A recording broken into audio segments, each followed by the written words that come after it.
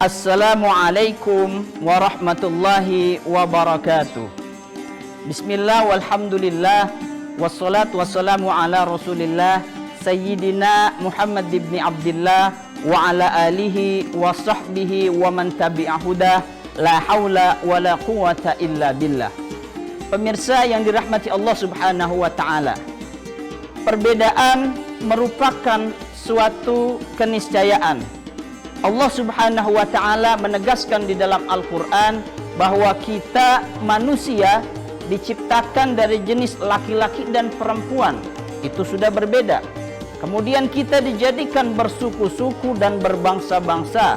Ada bangsa Arab, bangsa Persia, bangsa Romawi, bangsa Eropa, kita bangsa Melayu. Ada juga bersuku-suku, suku Betawi, suku Sunda, suku Batak, suku Minang, dan suku-suku yang lainnya. Oleh sebab itu kita harus bijak di dalam menyikapi sebuah perbedaan. Sebab di dalam Islam, perbedaan itu merupakan sebuah anugerah, bukan sebuah musibah. Kita lihat misalnya pelangi, begitu indah. Kenapa? Sebab warnanya beda, warnanya beragam. Bayangkan kalau pelangi misalnya warnanya cuma satu warna, kira-kira indah atau tidak? Kita lihat misalnya kita main ke taman bunga. Begitu indah taman bunga. Kenapa? Sebab warnanya beragam, jenis bunganya bermacam-macam. Nah, begitu juga di dalam kehidupan kita. Kita tidak bisa memaksakan orang lain harus ikut sama seperti kita. Misalnya saya berjenggot, maka semua orang harus mengikuti saya berjenggot. Saya pakai sarung, semua orang harus sama pakai sarung. Tidak bisa demikian. Sebab apa? Perbedaan adalah suatu yang pasti, dan itu tidak perlu diperdebatkan di dalam Islam. Sebab perbedaan juga terjadi sejak zaman dahulu, bahkan di zaman Rasulullah Shallallahu Alaihi Wasallam. Dikisahkan di dalam sebuah hadis yang sahih. Suatu ketika ada dua orang yang sedang bepergian, sedang dalam perjalanan jauh. Di tengah perjalanan ketika masuk waktu sholat, mereka tidak menemukan air, sehingga mereka berdua bertayamum, kemudian melaksanakan sholat. Setelah melaksanakan sholat, ternyata mereka menemukan air. Nah, ketika menemukan air, dua orang tersebut berbeda pendapat. Orang yang pertama, karena ketemu air, dia berwudu, kemudian mengulangi sholatnya, sehingga dia sholat dua kali. Dan orang yang satu lagi, karena merasa sudah sholat, dengan tayamum dicukupkan, sehingga tidak mengulangi sholatnya. Nah, selepas dari itu beberapa hari kemudian, mereka berdua menemui Rasulullah Shallallahu Alaihi Wasallam untuk menanyakan, ya Rasul, mana di antara tindakan tadi yang benar? Lalu apa jawaban Rasul? Kata Rasul, dua-duanya benar.